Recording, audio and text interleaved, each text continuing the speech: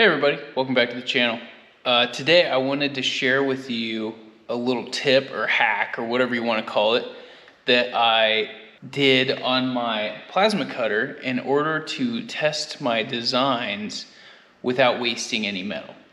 So if you guys have been watching the channel for long enough, you know I like to do stuff myself. I also do not like wasting stuff. I don't like wasting materials. I like to reuse stuff if I can, or repurpose it. And I especially hate cutting up a whole bunch of 14 gauge on designs that are unproven and a machine that I'm still working on fully setting up. So today I wanted to show you guys how I figured that out and what I ended up doing. So first off, this is my CNC Plasma Cutter. It's in my shop here. I've got a bunch of other videos about my shop setup.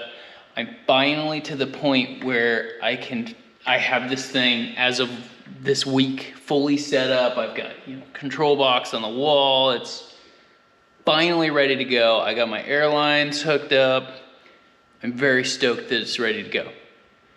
Now, I've had this machine for a couple of years. I bought it used off of Facebook Marketplace. I got a pretty good deal on it. It had some issues. I had a video, like, I don't know, a year and a half or two ago about some of the limit switches that had issues that I have since fixed. I've got videos about how to diagnose that. But this is a Bailey PT22 machine with a Hypertherm PowerMax 45, the older style. So it doesn't have the newer consumables, which some people love them, some people hate them, but this one has the older type consumables. But yeah, Bailey PT22, it's a 2x2 CNC plasma machine. So the reason I'm so excited about this and wanted to share it is because since this machine is used, the prior people ran a small hobby business off of it, and they printed, cut out signs for what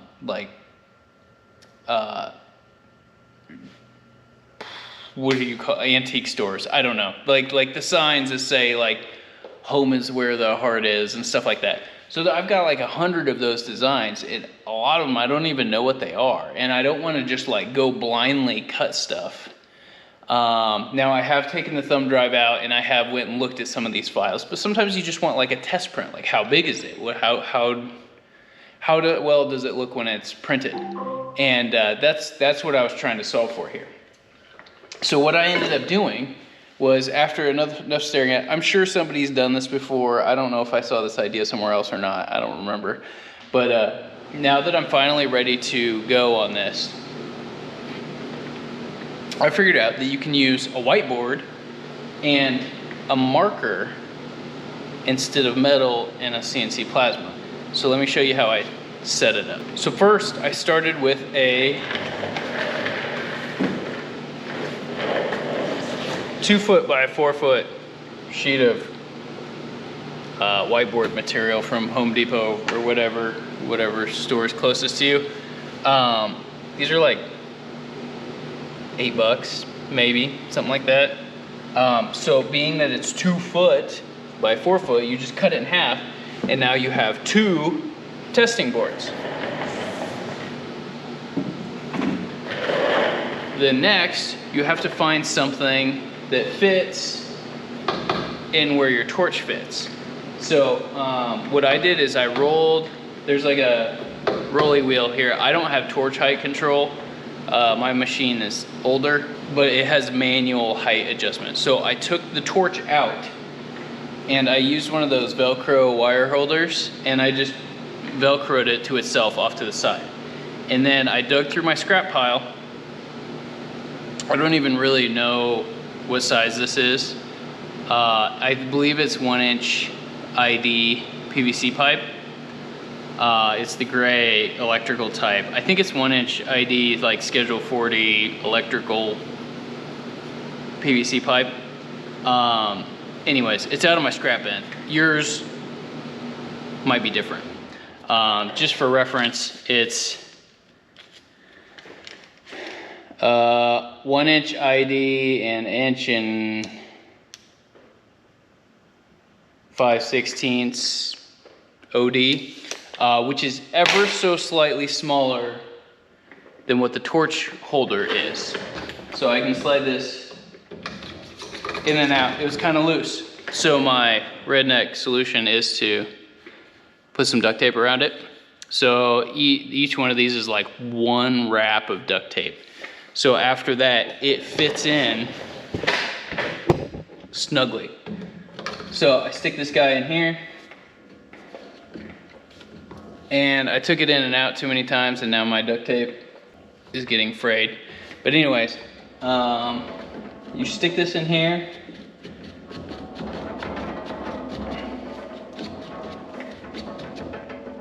In place of your torch,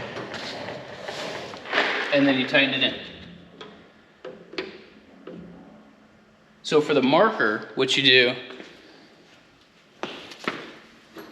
is I took a dry erase marker and a piece of foam insulation. This is leftover Solex pole barn insulation, and I just wrapped it around it until the outside was about the size of this pipe and the inside fit well around this dry erase marker. And you stick it in here, you take the cap off, you put it down in the tube, and then you put something kind of heavy, but not so heavy that it smashes the felt tip of the marker. A screwdriver fits in there nicely. It's probably a little bit too heavy, but it was close to me and I grabbed it and it fit in there. So anyways, so you stick that in there, you stick this on top, and then you run the program. And here I've ran 2 programs on top of each other. But let's go ahead and do it. So one of the things that makes me nervous being new to this is like, there's no borders on this table to tell you where to put the piece of metal.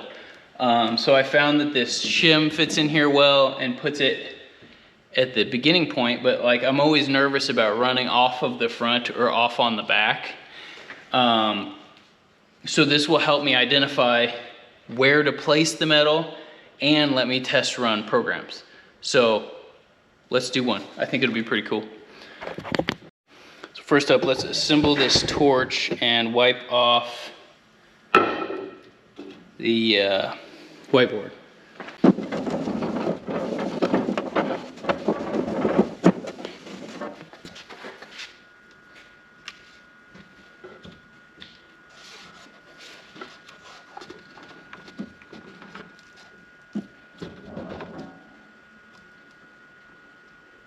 So if you get your electrical tape right, or your duct tape here right, you should be able to use the torch tightener to tighten it up.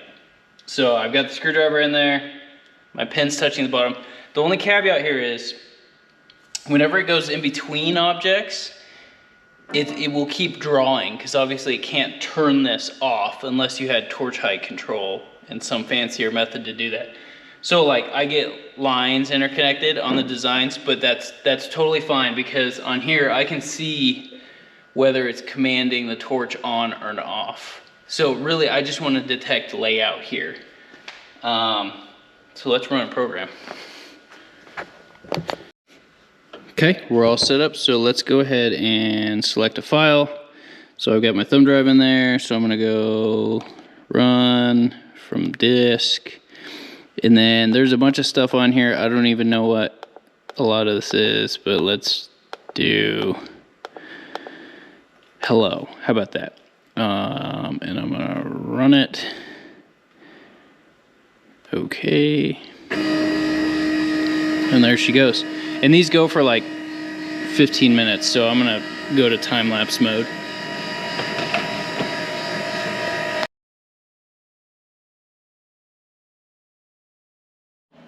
All right, there you have it. We tested a design. It cost us $0. Some things to note, like this was a whiteboard. It's erasable. If we were cutting it on metal, that's cool. If we were cutting it on metal and then we don't like the design, now we have 3 hello logos that we would have to figure out what to do with. Do we sell them? Are they high enough quality to sell? Do we keep them? What do you do with 3 hello logos? I don't know. Other things to note, like I'm observing it stayed on this side.